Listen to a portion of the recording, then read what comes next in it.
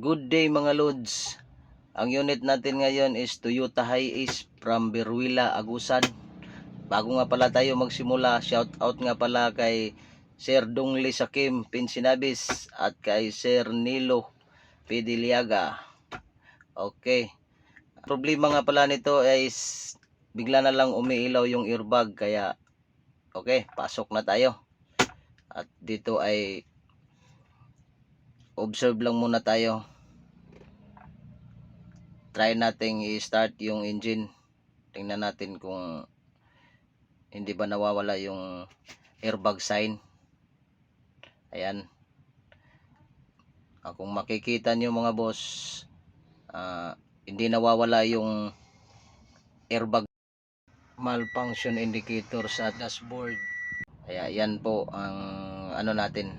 Ito trouble natin kung ano ba ang posible na dahilan o sira kung bakit bigla na lang siyang umilaw. Ang ginawa ko muna dito mga lods ay nire-repair ko muna yung spiral cable niya. Tingnan ko, binaklas ko, tingnan ko kung may putol ba.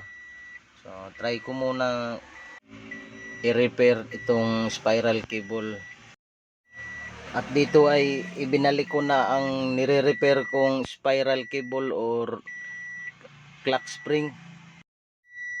At dito ay natagal-tagalan tayo ng konti mga boss. Kasi mahirap mamadaliin lalo na pag airbag wirings or airbag parts yung tinatrabaho mo. Kaya ingat-ingat lang po tayo sa mga mahilig mag DIY dyan. Ingat-ingat lang po tayo lalo na pagdating sa airbag. Baka bigla na lang po sasabog. Kaya ingat-ingat lang mga boss. So ngayon natapos na natin yung pag assemble, kaya susubukan nating paanda rin. Tingnan natin yung dashboard kung umiilaw pa ba yung sign ng airbag. Ito mga boss, pinapaandar na natin.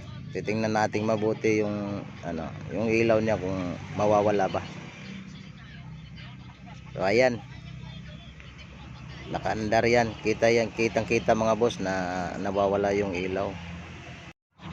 Patayin natin ulit at paanda rin. Tingnan natin kung andyan pa ba talaga. So ayan mga boss. Oh yan, nawawala na.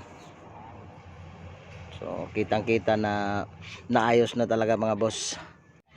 So yan lang mga boss. Thank you for watching. God bless.